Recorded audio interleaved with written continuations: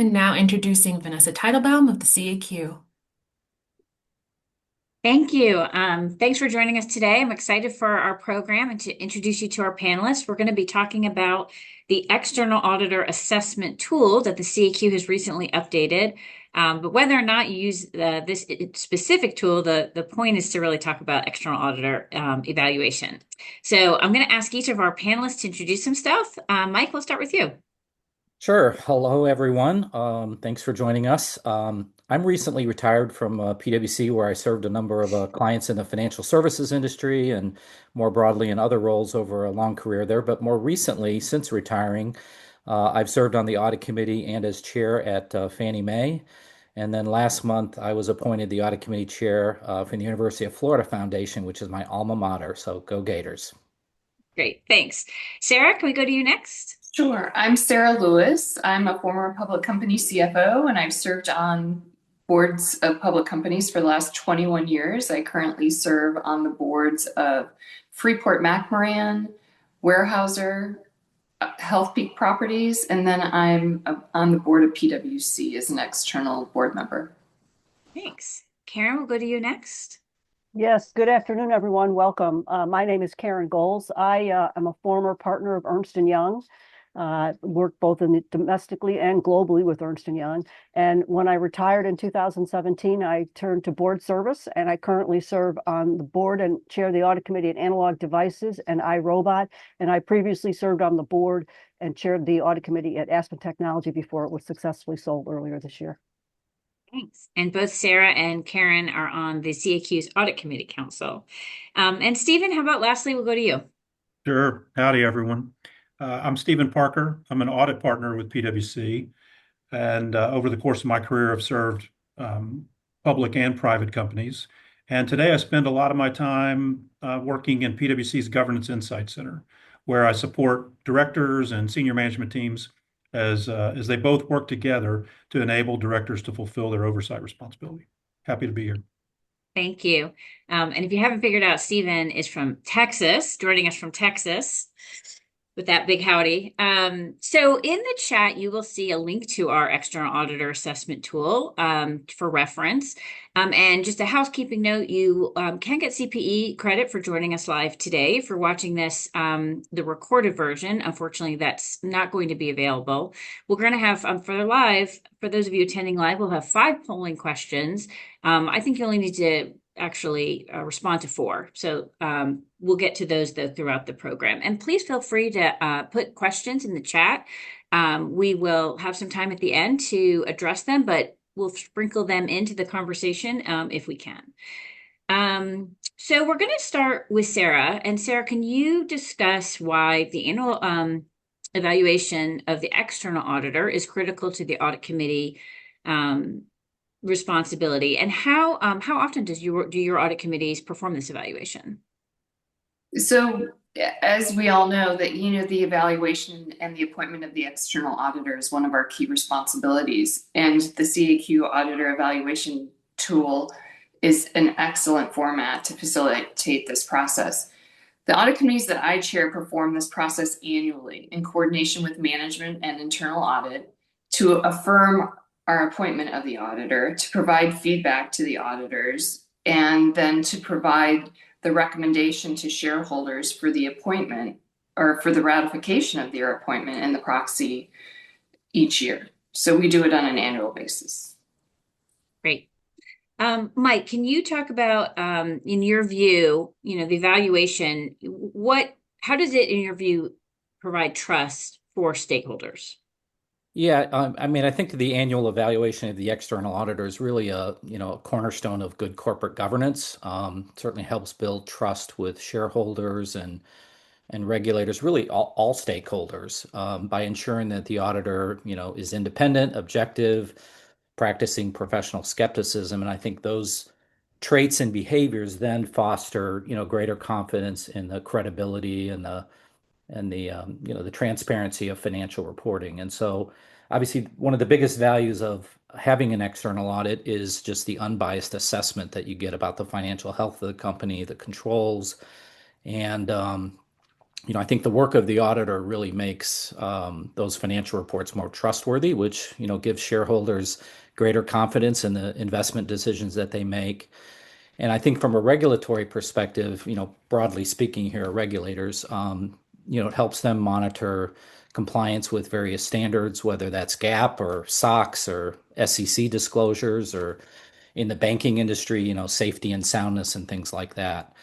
So again, I think the evaluation process helps hold the auditor accountable for audit quality, and really helps support a system of checks and balances where both the auditor and management really have a fiduciary duty to the audit committee, the board, and ultimately shareholders as well. So Great, thank you.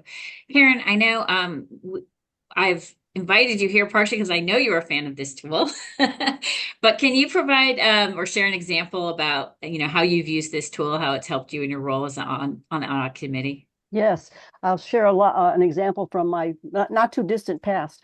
I joined a board and its audit committee a couple of years ago, and the audit committee chair had been reasonably long tenured in that role.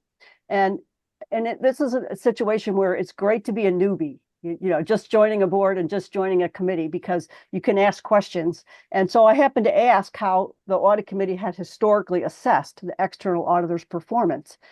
And the answer was rather vague and not very specific. I had actually looked in some audit committee minutes. I couldn't see any reference to any evaluation. So again, being a newbie, being new to this, I suggested we consider using the CAQ tool. And we did implement it that year when we did an assessment, much more formal assessment than had been done in the past. And both the audit committee, including the chair, which I was not at the time, and the management team felt it had been, an upgrade, an improvement over how we had looked at it in prior years. And privately, the audit committee chair thanked me for making the suggestion and for alerting him or her that such a tool was available. So I think it was good, and I would urge people, if you're new, don't be afraid to speak up if you can make some suggestions that will help the audit committee or the board, better. Great. So if you've looked at the tool, if you're familiar with it, if you're not familiar with it, there's a lot of detail. There's a lot of questions. And so as I said to this group when we were prepping, I like to say what my yoga instructor says, which my cues are options. It's your time on the mat, take what you want. But so you might not need to go through every single question, but it's a lot of good food for thought. It's not the only tool out there, but it is one. It's on our website. So Stephen, what about from your perspective? I mean, you're the audit partner, and what kind of feedback from the audit committee, has helped you? Well, I appreciate all the kind of discussion about the value of the tool, certainly from the director's perspective. And from the auditor's perspective, it really facilitates timely, frank discussion, which as an audit partner is invaluable in terms of being able to have that time with the audit committee chair or with the committee. It gets us aligned on the understanding of what the committee's most critical expectations are. And like you said, Vanessa, whether it's this tool or another tool, really just serves as kind of a conduit for that periodic discussion. Things that we would learn, feedback we would get would be regarding kind of some of the quality of our communications. Where might we be spending too much time, and where do they really want us to focus? And then we also heard things that were invaluable in terms of feedback management might have given the audit committee about how are we really working with their folks? How might we be more efficient? And the audit committee's view of our understanding of the business. They can make the point, about turnover and some of those other things, which I think are critical in understanding. Yeah. So the tool is set up, we're going to get into this in 4 sections. The tool's been around for quite a while. I want to say 2014. We've updated it periodically, just refreshed it based on new references. And this update in 2025 has a few more questions on technology, a little bit thinking about, how is AI used or not used? What's the competence? What's the investment in AI? Just to prompt those questions as that's evolving. Let's launch our first polling question, and then we're going to keep going with our questions. So the first polling question is, for the audience, how often does your company conduct this when we're talking about a formal written evaluation? Maybe lots of other means of feedback, but for the formal, how often do you do it? And we'll launch those results in a few minutes. Sara, one of the things Stephen alluded to is sources of feedback. So the tool, who fills out the tool and what sources are important to you? So obviously all forms of feedback are really valuable. So we generally, I generally distribute this format, or my general counsel will through the board portal, to all of our audit committee members, and I ask them to go through it and either answer the questions or make note of those things that the questions trigger through about the audit throughout the year, and the things that they would really like to talk to the auditor about and during our formal evaluation. And then the management team also fills it out and gives us feedback ahead of the audit committee meeting. So they've usually just finished year end, or they're about to finish their year end audit. So they have usually very fresh feedback for the auditors. And That's good. yes.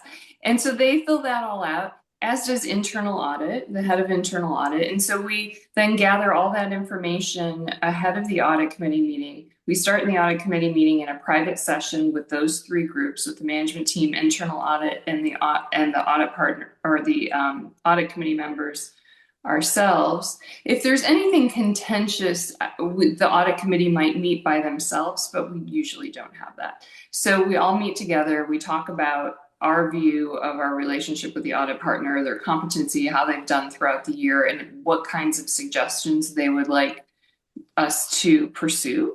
And then we bring in the audit partner and we have that conversation, we have the dialogue, and we deliver.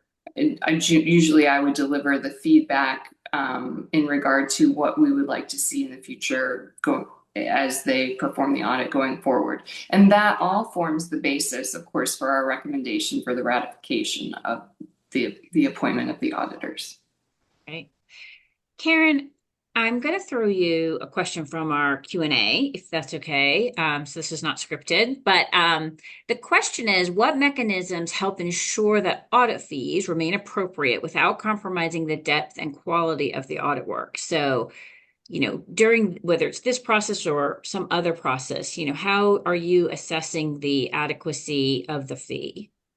A great question, and thank you to the audience for sending it in. A couple things, on my audit committees, obviously fees matter. We care, but we also want a high quality audit, and we don't want to sacrifice on that. So we do a couple things. One, we outright ask the auditors if they do they have adequate time. Is there more things management can or should be doing that would help take move some burden away? In fact, on one of my audit committees, we're just getting to the point where the external auditors will start relying on the internal auditors, and we've been pushing for this for a while and saying, why aren't you doing that? And there were some things they wanted us to do, and we went and did them, like having an external quality assessment of our internal audit function from an outside provider. So we also ask management, whether they think, as they look at it, there's so many factors. It's not just the audit procedures, but it's the responsiveness. It's the looking ahead to things that are happening, transactions and things like that. And then on my audit committees, we also require the auditors to come in and give us, taking the proxy companies that we compare ourselves to, get their fee information, put it on some basis, whether it's revenues or some other thing, so we can see where's our fee when we look across that our peers, what we consider our peers based on proxy.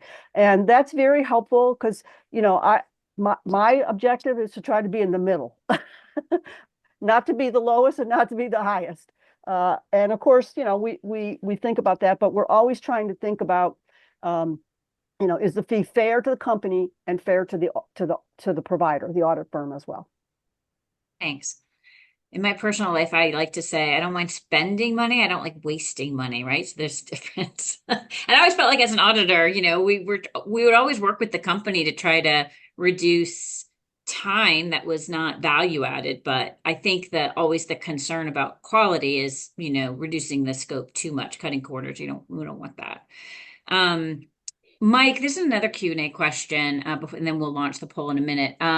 When is the survey normally done in your experience? Is it the end of the fiscal year? Is it more at the end of the audit, like in the maybe March timeframe?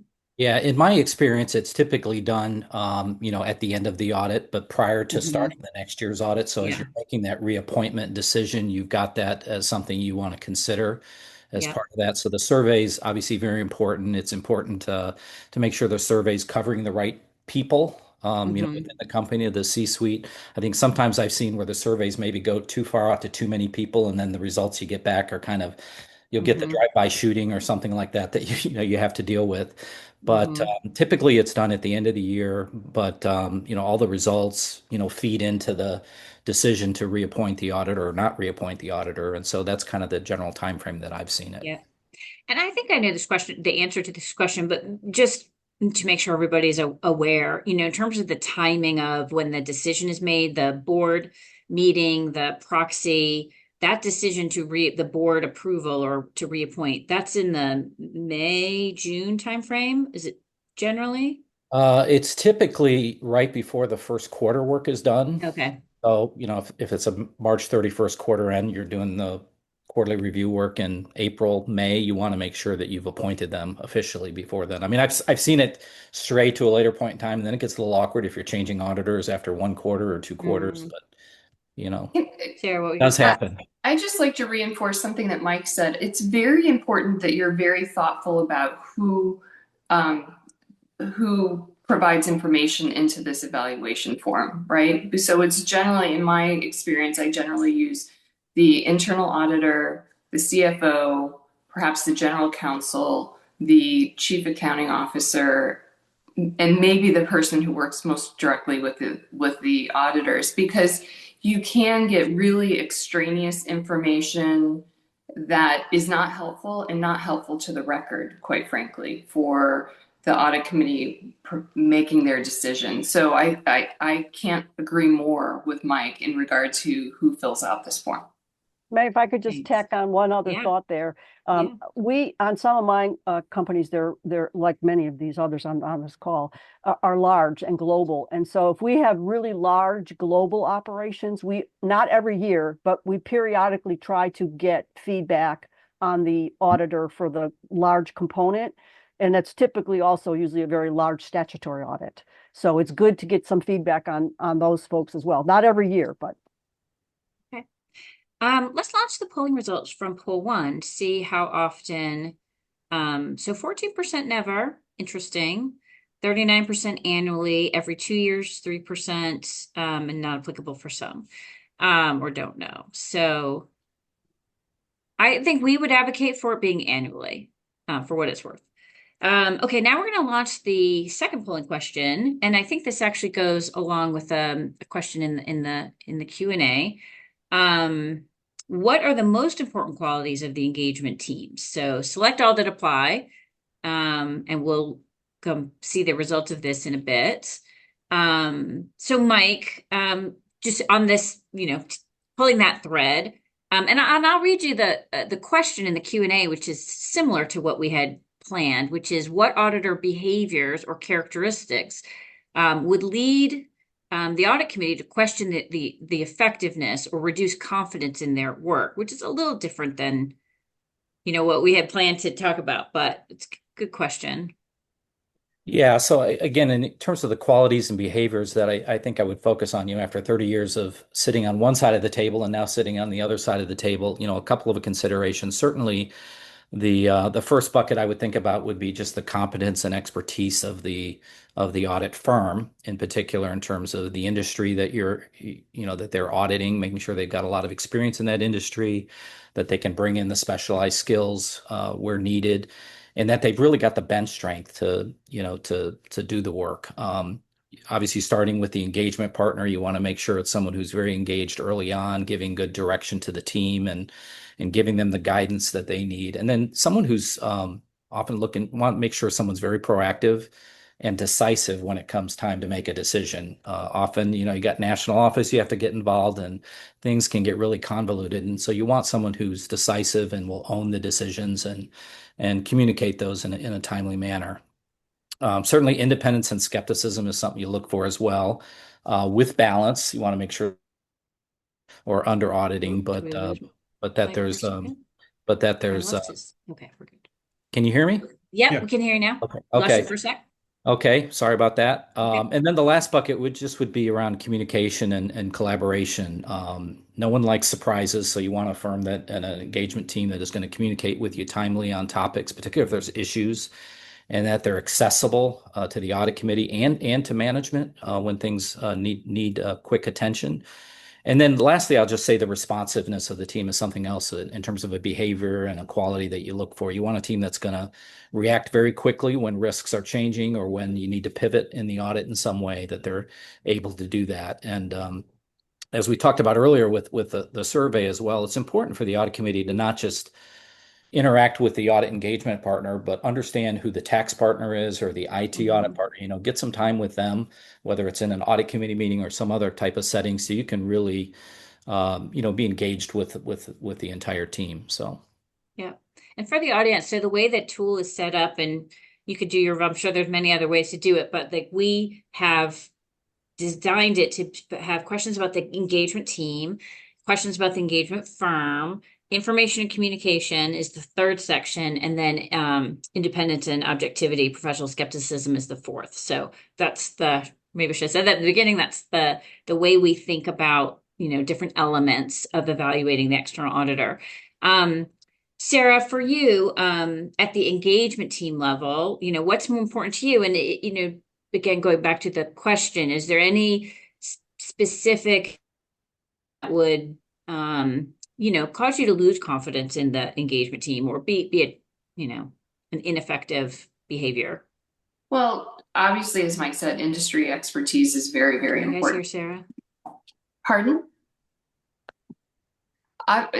Can you hear me? Yeah, I can hear you. Okay. So obviously, industry expertise is really important for the team. And so you want to have a consistent team over the years as well. So low turnover is really important. And then really strong communication with the audit partner, between the audit partner and myself as audit chair, or the audit partner and the management team, right? And so if for some reason that communication isn't there, that causes perhaps more questions on my end. It might, and it would certainly interfere with the audit at the management team level. So having an audit partner who's just very communicative, over communicative, someone who can build a really strong relationship with all the parties involved is really important. And I would say, having that right fit with both the management team and the audit committee can make the audit go much more smoothly. But of course, it needs to be balanced with independence and skepticism. So it's really threading the needle. You need a very talented audit partner to make sure that you can satisfy all of those constituencies and do the job that you need to do. So it's not easy, but it's really great when you have it. A hard job, Stephen. Oh, shoot. It is a hard job. It is. One other point, and I know this I've heard these folks say this before, but it's also how well that partner manages the succession. So when we come onto a public company, we're there for 5 years, but this is really about a relationship that the public company has with the firm. We're just a steward for those 5 years. And that's why I think someone mentioned earlier, having a relationship with somebody other than that lead engagement partner, because that relationship can continue a little bit longer. But mismanaging succession is another reason you might think about, considering a change, for sure. That's an important part of our relationship. Stephen, just keep continuing with you for a minute. Can you share an example of how feedback through an annual or even informal process, how your team responded? Sure, I can. And it reminds me of it was a relationship where basically we communicated throughout the year. I mean, it's probably one of the relationships with a chair that I had where it just felt so normal to just pick up the phone and have a call with the audit committee chair. But having said that, and this particular chair really wanted to have those calls in the spirit of no surprises. But if it was something that related to management, one of my rules was always my preference was that management needed to talk to the chair first, and then I was the follow-up, but immediately thereafter, so that ideally we were aligned on whatever that issue was or whatever that item was. Clearly, if it related to management, the issue, then I needed to probably go first. But that was one element of the feedback, which was just to get very comfortable that I should pick up the phone. And so it wasn't just 4 calls a year that we had. Yeah.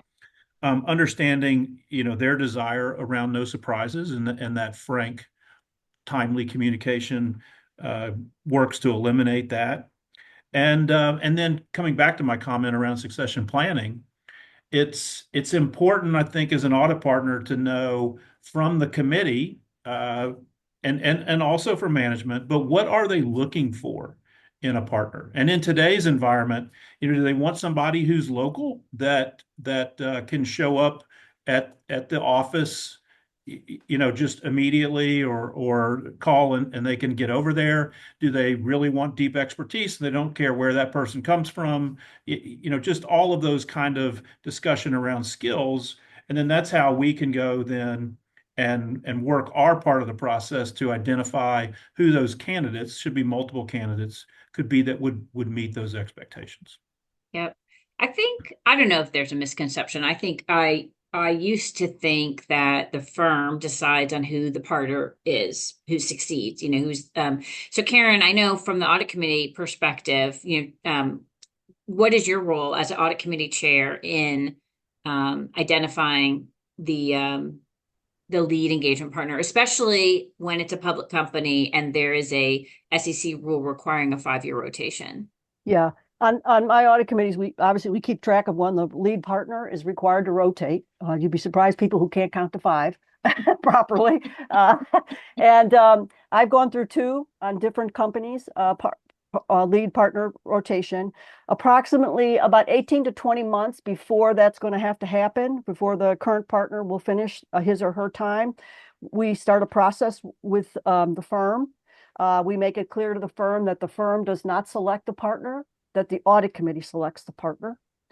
And I generally ask for a minimum of 3 qualified candidates. And to Stephen's comment, in the ones I have overseen and have been involved with, we ask the firm to look across the firm for the best candidates for our industry. What we've said was important to us. We don't want them just to select from a small pool, like from the local office. We want top talent from the firms. All the audit committee members are offered the opportunity to interview the slate, as well as obviously management.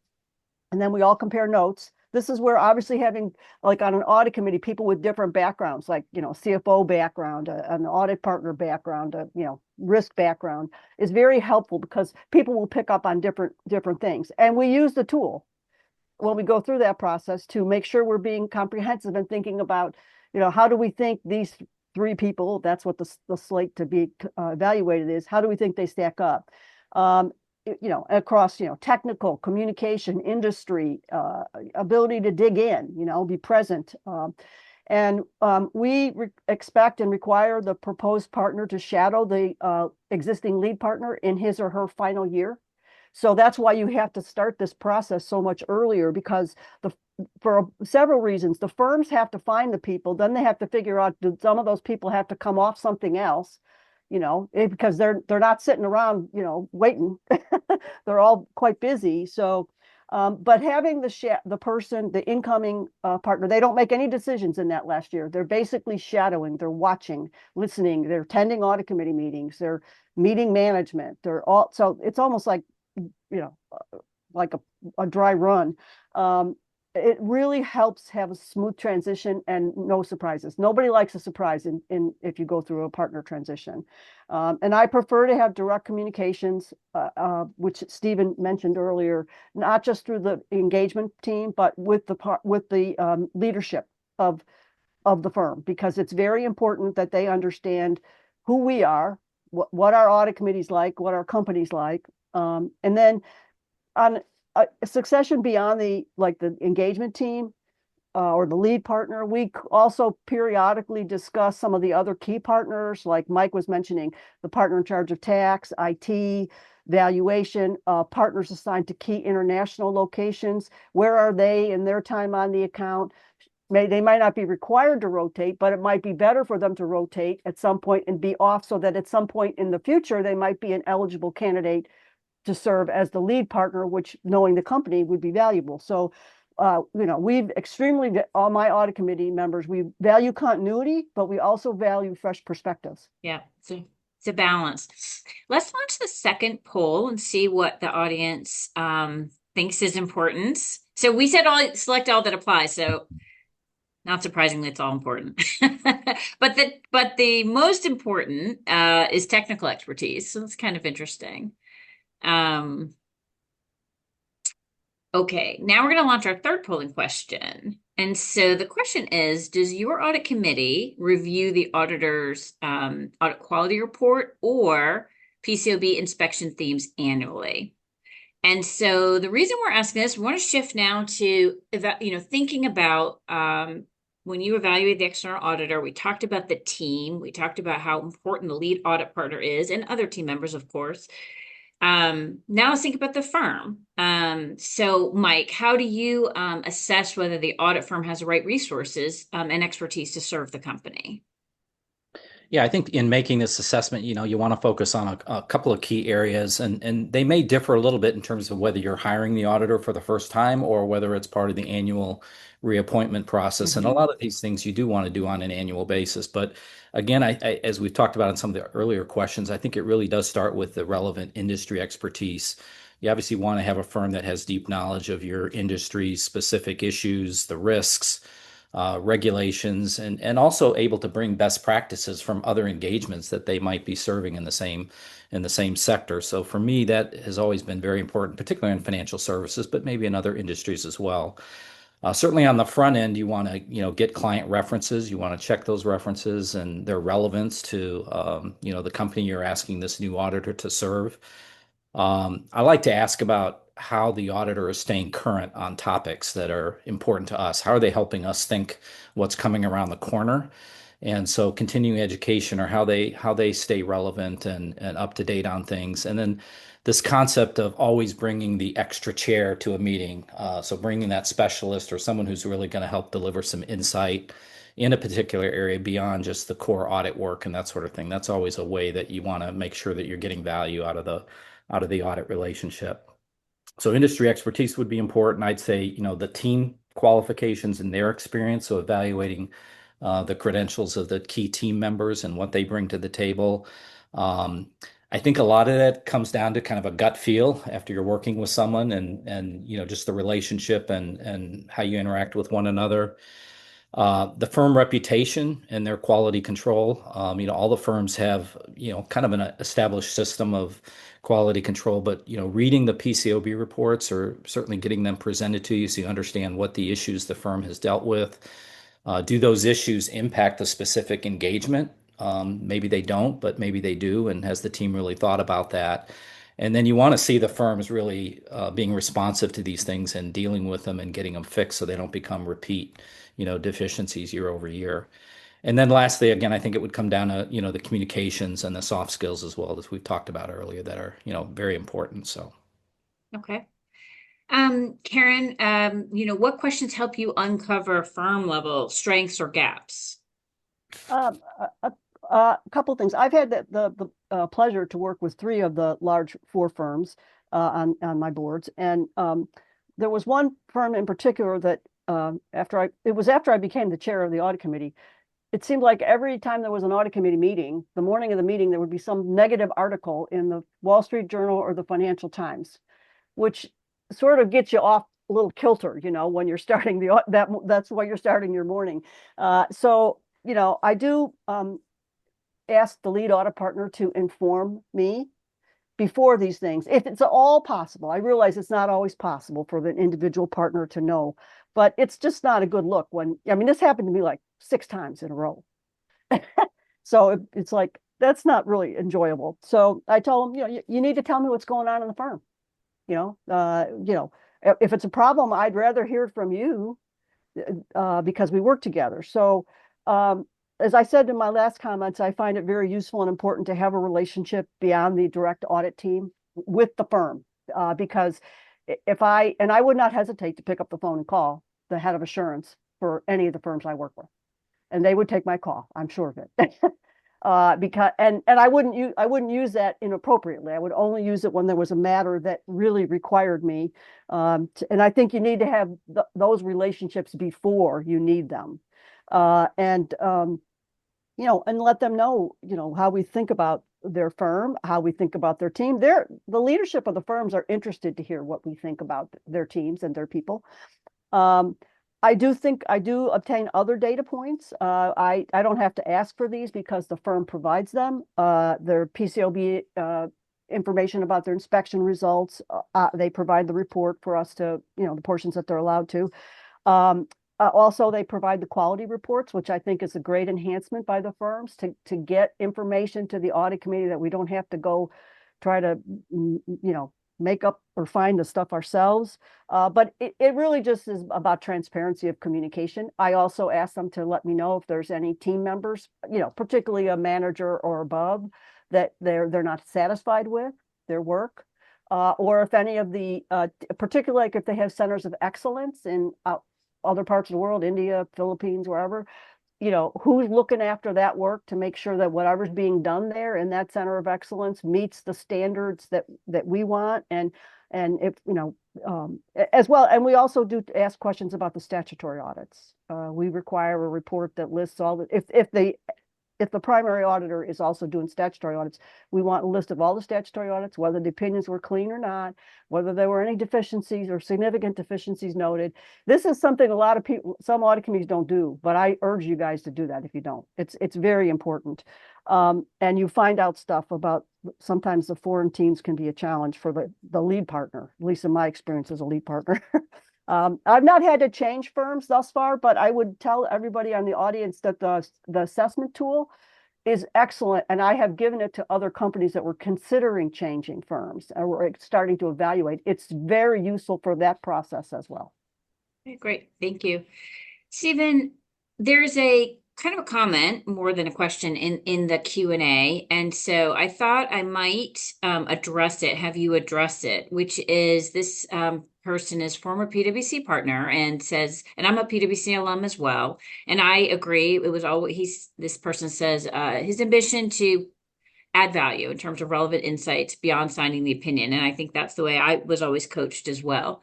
But now sitting on the other side, he has seen examples where the audit appears to be a process. He's not saying which firm, but there could be cases where the firm does not appear to feel like there's an obligation other than to execute an audit and deliver an opinion.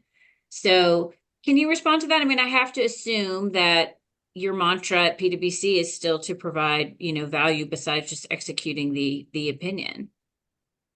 I mean, I clearly think that's our culture. We are looking to develop long-term relationships with companies. And I've been doing audits for a long, long time.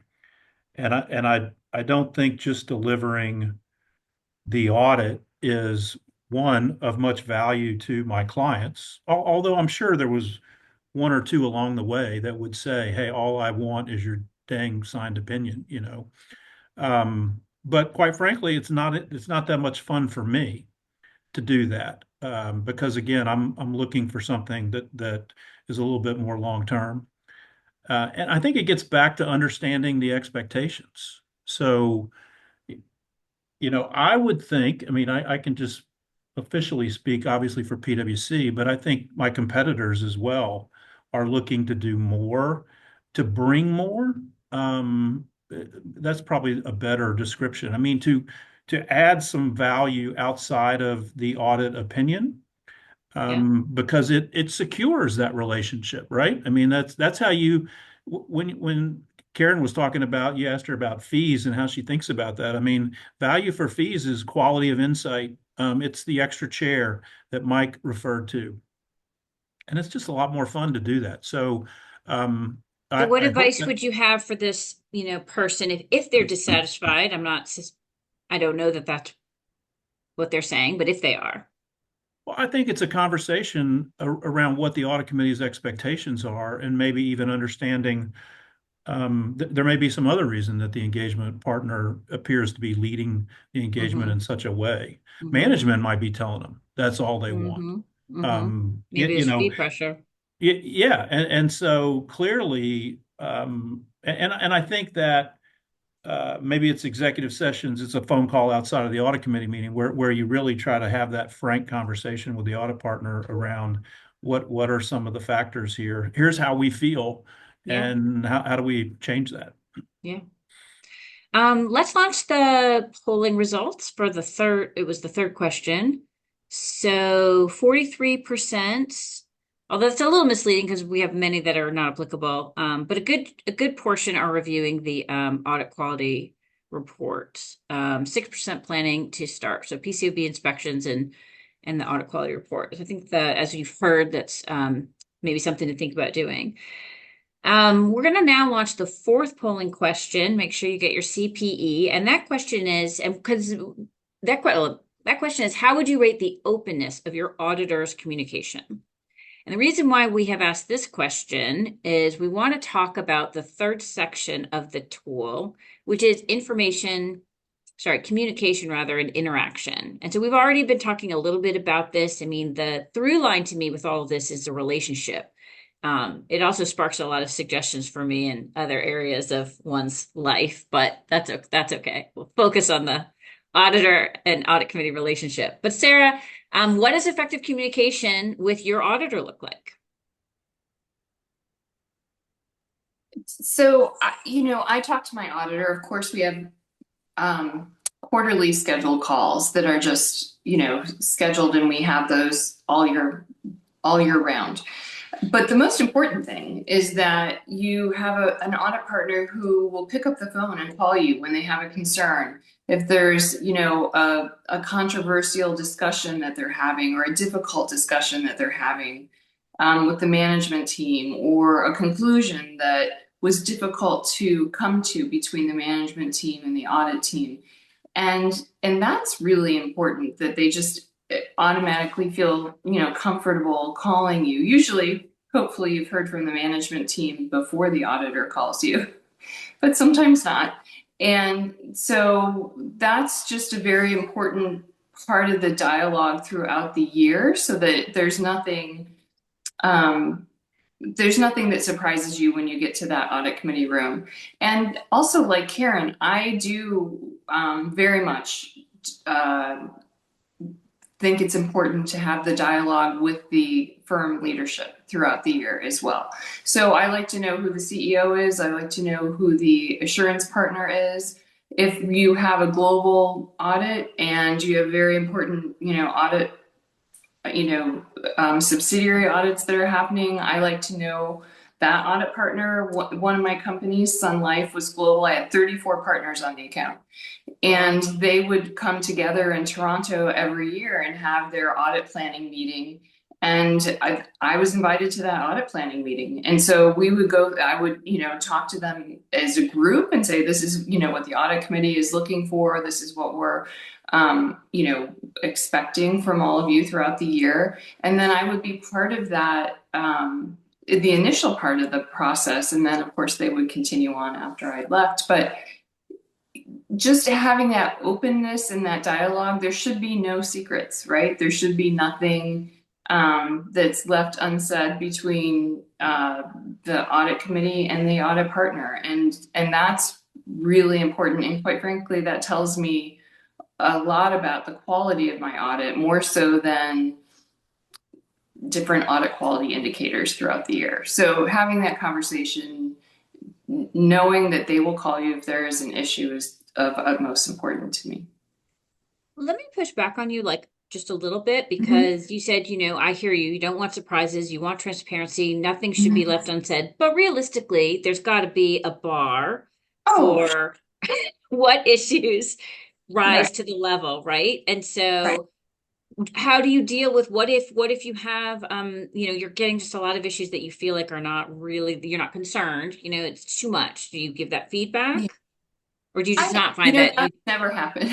Okay. So, Okay. I mean, it's usually I'm talking about, something that comes up once or twice or 3 times a year. Maybe it's just even, auditor independence. Sometimes, in a big global firm and you've got a big global audit, maybe one manager on an audit in the Philippines had an independence issue, right? That unfortunately has to come up to the audit committee. Yeah. And so sometimes there are very small things that end up having to come to the audit committee, but most audit partners, once you're at that level, you understand, what's important to the audit committee and what is not. I haven't found that to be an issue.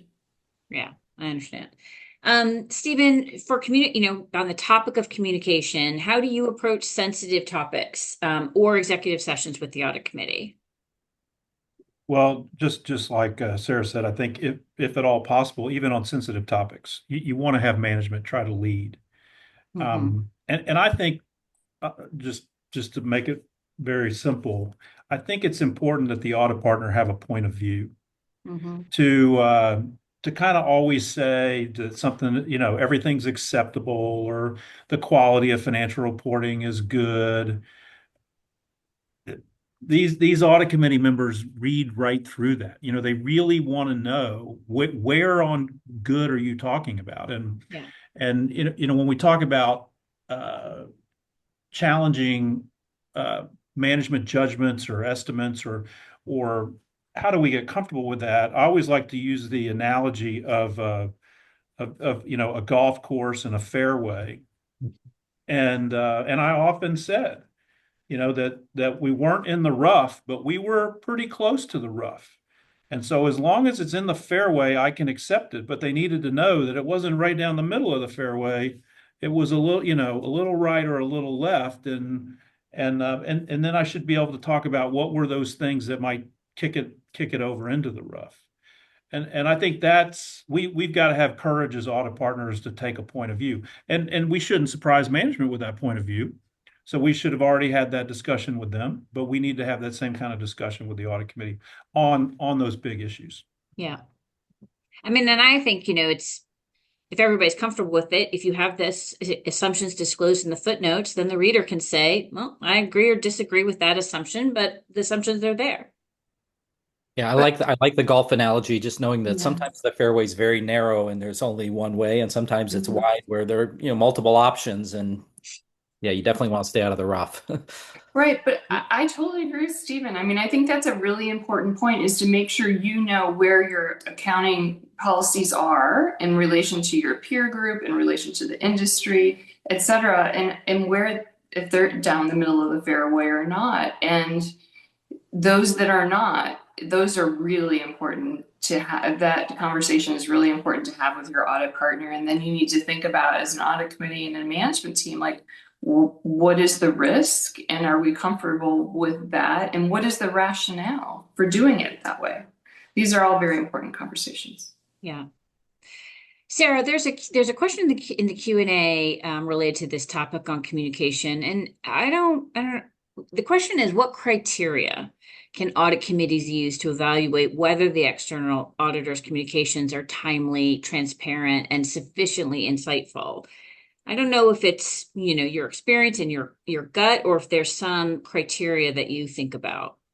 Well, again, if there is something important that we need to know that's, intra-quarter and not during your normal communications process, first, you'd want to hear from the management team first about what that is and the conclusion that they came to. And then I'd want to hear from my audit partner. So if you don't hear from your audit partner after that, that's not a good sign. And then secondly, it's anything that could impact the opinion, of course, you need to know if there's significant deficiencies or something that's going on with internal control. You absolutely need to know that. And you need to know that while there's time to remediate and retest, et cetera. So those are the criteria are really just understanding, the process throughout the year, how the audit gets done. You want to make sure that all of your, transactions during the year are getting audited at the time of the transaction. You don't want to stave that to the end. There are all of these signs that indicate whether or not you have a proactive audit team or not. If they're not getting as much of the audit done as possible before the end of the year, that's not a good sign. And that is one audit quality indicator that I look at every year, is how much of the audit is being completed before year end, so that they can really focus on those year end controls and what needs to be accomplished at the year end. I don't want anything that happened in February, being audited in January. That's not a good. So I don't know if that answers the question, but those are some of the things that are important to me. Great. We're going to launch our fourth polling question. And sorry, we're going to do the results for the fourth polling question. So excellent was 30%, not applicable 31. So we've got to take that out a little bit. Needs improvement 11%. So I would just encourage, if you're in that bucket, to have that conversation about, why you're not, and probably different people have different styles of communication. I have two teenagers, one's a girl, one's a boy. Their levels of communication are very different, and they both find them satisfactory. Let's launch our fifth polling question. And this is, how confident are you that your auditor demonstrates professional skepticism throughout the audit? So this is our last topic. And I guess I find this one so important, and two so interesting, because I think there can be a regulator view. We all want objectivity, it's required, and professional skepticism. And yet we need to have this relationship, and it's a trusted relationship. And so, when we're trying to do both, have a good relationship and be objective, Mike, how do you think about that? How do you evaluate whether the auditor is objective and skeptical? Especially when it comes to complex areas. And, you're a retired audit partner, so you used to probably review work papers and see the guts of this stuff. And now, as an audit committee, I guess I'm assuming you don't have quite as much visibility. Yeah, it's good question. I think in terms of this aspect of the evaluation process, it really comes down to the ongoing dialogue you have with the auditor. Obviously, their job is to have a questioning mindset, and you do want to see that in action as they, look at, management's explanations and the evidence as part of the audit. But you do want to make sure that they're balancing being thorough with also being efficient, so that you avoid the over auditing. And so I think there's kind of a couple of different methods that the audit committee can take just to assess that. Obviously, you don't want to have a risk of over auditing, but I think even more importantly, you don't want to have the risk of under auditing and missing things as well. So it is a balance there. So again, I think observing the team in action, particularly around, how they're approaching unusual transactions or issues that come up, how quickly are they involved? Are they bringing the right people to the table? I would encourage the audit committee to engage with the auditor in discussion around those more sensitive topics. Clearly, they present the highest risks and their approach to that. One of the things I like to do, particularly in a public company, is go through the critical audit matters that are reported in the opinion and really understand how the auditor came to their conclusions. What evidence did they look at? What was good, what was bad? Where did they have to make some judgment calls? Obviously understand management's viewpoint there too, but also the auditors, and ensuring that there weren't differences of opinion, or if there were, how those were handled. So digging into some of that with the auditor, I think, is important, and then just getting feedback on the auditor's interactions with others at the company. How did that go? I always get a little leery when it's overly praised. There's too much praise or a lot of complaints. You have to dig into that, and you want there to be healthy tension, but not to the point where it's being disruptive and the process isn't working. And that's when you really have to dig in pretty quickly. So I think in that case, the private executive sessions that you have with management, with the external auditor, can flush some of those things out. certainly the surveys and that sort of thing. But you want to deal with them quickly if they do happen. Yeah. I always felt like in my experience as an auditor, if there was an issue, we could manage it professionally, and the management would appreciate if we didn't agree with their conclusion, if it was a reasonable back and forth. Stephen, that kind of reminds me of your comment just now about whether you think something's in the fairway, and being able to point out when you think it's not, I think, is when you exhibit the appropriate skepticism. Karen, let's just shift in the last few minutes that we have to independence for a moment. How do you ensure that audit committees pre-approve all non-audit services? Yeah, thanks. What we do is we ask after the audit of the year has been finished and there's some preliminary planning being done for the current year, maybe we ask the external auditors, to meet with management and to figure out what is the basket of services they think they're likely to need for the coming year. Obviously, we know they need a placeholder audit fee to get work done on the quarters and all that. But we ask them to just think about what are the things that management thinks they might need, and we ask that to be presented basically for the whole year. That doesn't mean that the company will necessarily use all those services. They could decide another provider might be better for a certain kind of special tax project or something.